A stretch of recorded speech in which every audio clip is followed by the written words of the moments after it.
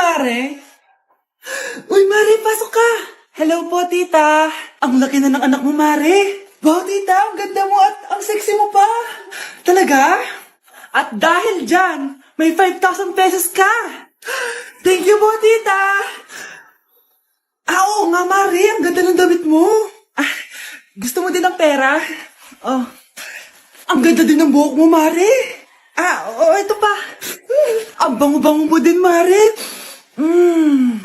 Ito pa. Ang pogi naman ng anak mo, Mare. Siyempre, mana sa akin. At bibigyan ko ng 1 million pesos at house and lot kung sino man ang mapapangasawa ng anak ko. Talaga ba, Mare? Anak, halika nga dito. Narinig mo ba yun, anak? Tsuwain mo ng anak niya. Magkasibig ka naman dito.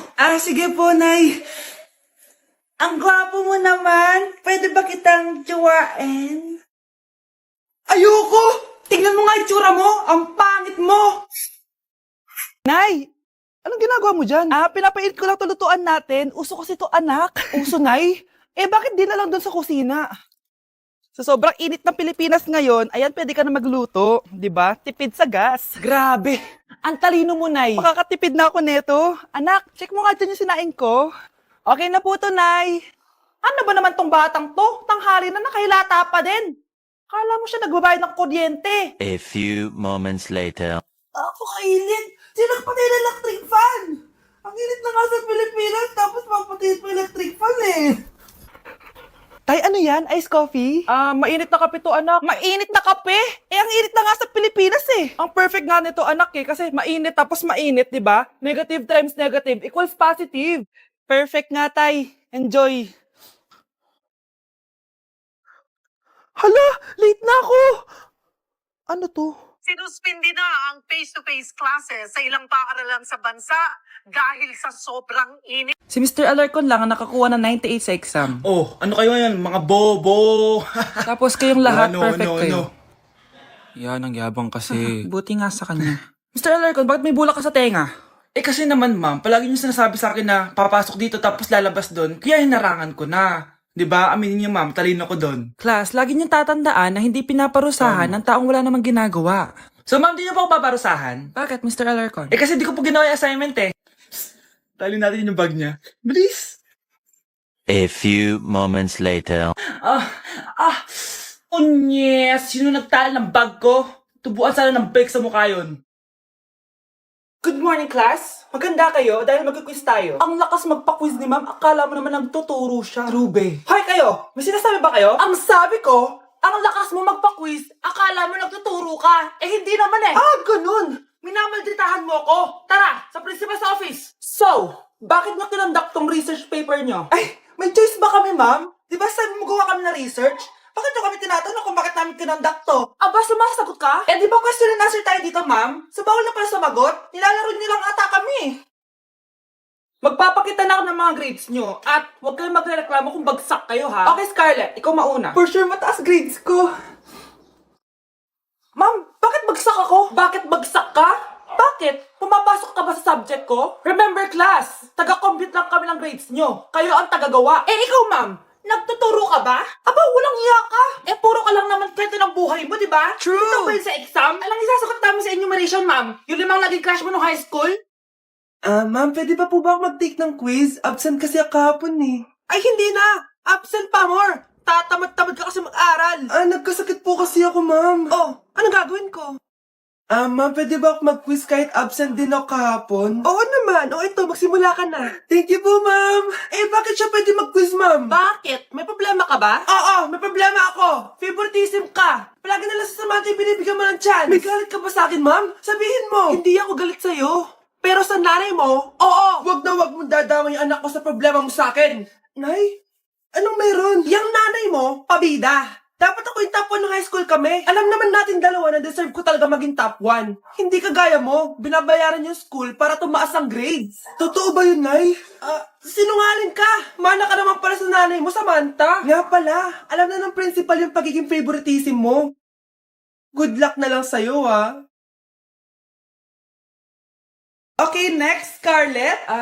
Ang New Year's resolution ko ay ang magka-jowa. Last year ko pa wini-wish kaso hanggang ngayon wala pa rin akong jowa. Lu, paano ka magkakajowa? Eh, lahat na lumalapit na lalaki sa'yo, nire-reject mo. Kala mo, ang ganda-ganda niya. Eh kung ikaw magiging jowa ko, wag na lang. Mamatay na lang ako. Oh, tama na yan. Samantha, ikaw na. Ang New Year's resolution ko ay wala. Dahil sobrang perfect ko, no? Feeling naman neto. Ako kaya yung pinakamabait at pinakamaganda dito, no? Ang pinakamasamang ugali. Anong sabi mo? Totoo naman eh. Dapat ang New Year's resolution mo, ang maligo ka. Puro ka make-up, ang asim-asim mo naman. Ganon? Ang New Year's resolution mo dapat ay ang mag-toothbrush ka. Dahil ang baho na hininga mo, lahat ng crush mo, nata-turn off sa'yo. Kumpara naman sa'yo, be. Itsurang pa lang, nata-turn off na sila. Walang iya ka? Manda ka sa akin pagkatapos nito. Ang New Year's resolution ko ay ang ibagsak kayong dalawa. Nay! Yes, anak? Pwede ba akong gumala? Sige, anak. Pero huwag kang lalabas. Huh?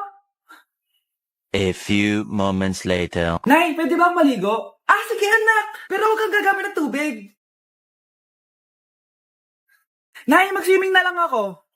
Sige, anak. Pero huwag kang magpapabasa. Kakain na lang ako. Nay, pwede ko ba kainin yung Graham sa ref? Sige, anak.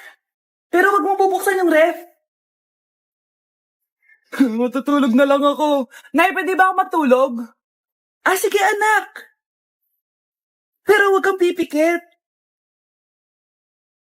1 hour later. Nay, bakit palagi niyo ako pinipigilan sa mga gusto kong gawin? Pwede ba ako mabuhay na maayos? Sige, anak. Pwede mo nang gawin lahat ng gusto mo. Talaga, Nay? Pero huwag ka nang huminga. Oh, eto na ang solusyon mo para jowain ka na ng crush mo. Gayuma ba yan? Tama, ilagay mo to sa baso, tapos ipainom mo sa crush mo. Oh, eto. Sige, sige. Jojowain na ako ni crush. Few moments later. Papunta na dito si crush, ilalagay ko na to sa baso. Ayan. Natatay ako. Anak! Nasaan na ba yun? Nauwaw ako. Tubig ba to?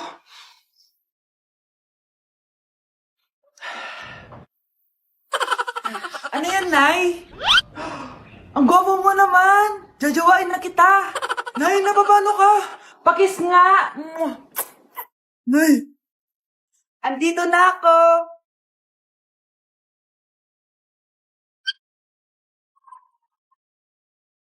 hay, nagugutom ako. Anong pwedeng kainin dito? Ayun, may tinapay. Yes. Wait lang, may palaman ba dito? Ba't wala? Nasaan ba yung palaman na yun? Nay! Yes, anak. Nasaan po yung margarine na binili nyo? Yung margarine, nandyan lang yan sa lamesa. Eto ba? Ba't ganito to? Ba't naiba yung pangalan? Ay, buksan ko na nga. Lo, ba't ganon? Ba't medyo basa?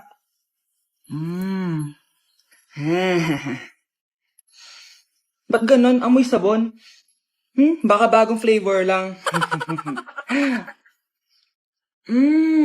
Nahanap na kaya ni Vince yung margarine?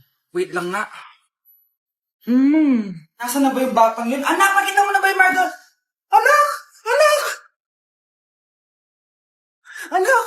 Anong nangyari sa'yo? Alam na makabubuhan to!